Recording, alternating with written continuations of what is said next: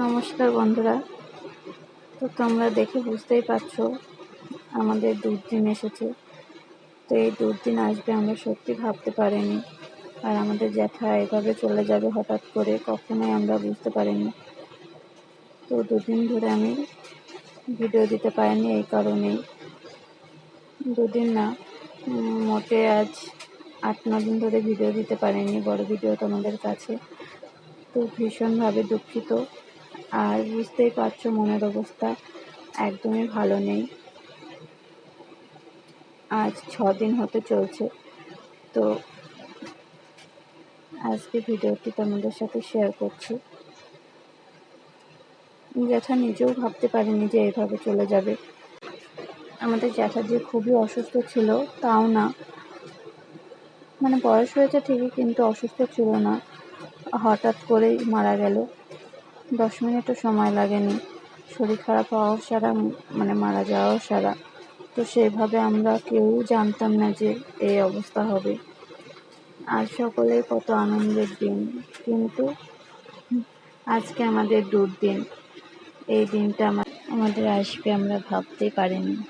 আমার একদিন বাদে বাপের বাড়ি যাওয়ার কথা ছিল, তো দেখো কি হয়ে গেল।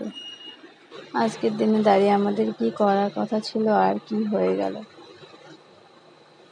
সবটাই কল্পনার বাইরে। সত্যি ভাবতেও পারিনি হঠাৎ করে এই অবস্থা হবে জ্যাঠার। আজ জ্যাঠার জন্যেই আমরা এই যে কাছা পড়েছি। তো আমার ছেলে তো ভীষণভাবে দুঃখ করছে, খুবই দুঃখ করছে, কেননা ওর দাদু তো এবারে দাদু আগেই মারা গেছে। তারপরে আবার ওর বড় দাদু ছিল, তিনিও চলে গেলেন হঠাৎ করেই। আমার ছেলে ভীষণ মন খারাপ করছিল, আবার বলছে মা দাদু পুজোর সময়তে সবার মনে দুঃখ দিয়ে চলে গেল এভাবে। আচ্ছা কিছু করার নেই বাবা, যার ডাক আসবে তাকে যেতেই হবে একদিন না একদিন। কিন্তু এইভাবে যে যাবে হঠাৎ করে আমরা কেউ ভাবতে পারিনি।